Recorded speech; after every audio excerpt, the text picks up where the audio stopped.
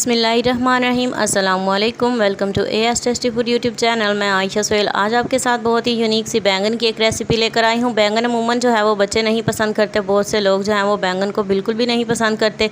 कुछ लोग आलू डालकर पकाते हैं तो कुछ लोग बैंगन का भरता बनाते हैं, लेकिन इस रेसिपी को आपने कभी ट्राई नहीं किया होगा। बहुत ही यूनिक तरीके से बनाएंगे और दो मेथड्स आपको बताऊँगी जिससे ये बहुत ही ज़्यादा टेस्टी बनेगी। इसमें हम कौन कौन से मसाले शामिल करेंगे सभी आपको डिटेल में बताऊँगी। तो चलते हैं आज की ज़बरदस्त सी रेसिपी का आगाज़ करते हैं। सबसे पहले यहाँ पे मैंने 3 अदद बैंगन ले लिए, इन्हें अच्छे से धो लिया है। अब हम यहाँ पे 1 अदद बाउल लेंगे और उसके अंदर शामिल करेंगे 1 कप के करीब बेसन।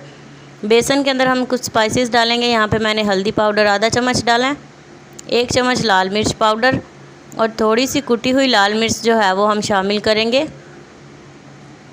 इसके बाद हम इसमें शामिल करेंगे 1 चम्मच भरकर कसूरी मेथी।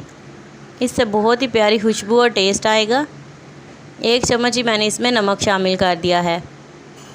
यहाँ पे मैंने टेस्ट मसाला डाला है तकरीबन 1 चम्मच। आप इसकी जगह पे कोई भी चाट मसाला या आमचूर पाउडर डाल सकते हैं।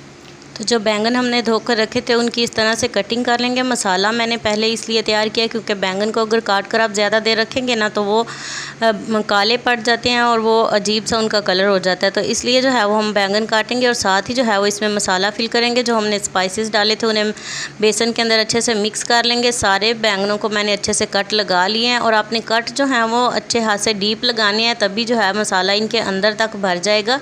तो आप देख सकते हैं, आप फिंगर्स की मदद से जो है वो इसके अंदर तक मसाला भर सकते हैं। आपने अगर डीप कट लगाए होंगे तो ये बैंगन देखें इस तरह से जो है वो खुल जाएगा। इसके सारे जो हैं वो सुराख आपने अच्छे से भर देने हैं इसी मसाले के साथ। एक मेथड ये और दूसरा मेथड ये चम्मच से आप इस तरह से भरकर जो है वो अंदर तक लगा सकते हैं। इसी तरह से जो है वो हम अपने सारे बैंगन के पीसेस जो हैं वो उन्हें मसाला लगा लेंगे और फ्राई करने के लिए जो है वो फ़ौरन से पैन जो है वो चूल्हे पर चढ़ा देंगे और उसमें शामिल कर देंगे घी 2 से 3 चम्मच।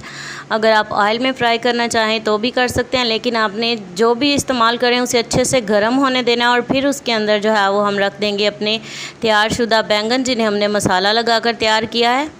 तो आप देख सकते हैं ये घी अच्छे से गर्म था और ये पक रहे हैं। इसी तरह से इनकी साइड पलट देंगे और दूसरी साइड से भी जो है वो इन्हें अच्छे से पकाएंगे। तकरीबन 2 से 3 दफ़ा हमने इन्हें अलटते पलटते हुए पकाना है।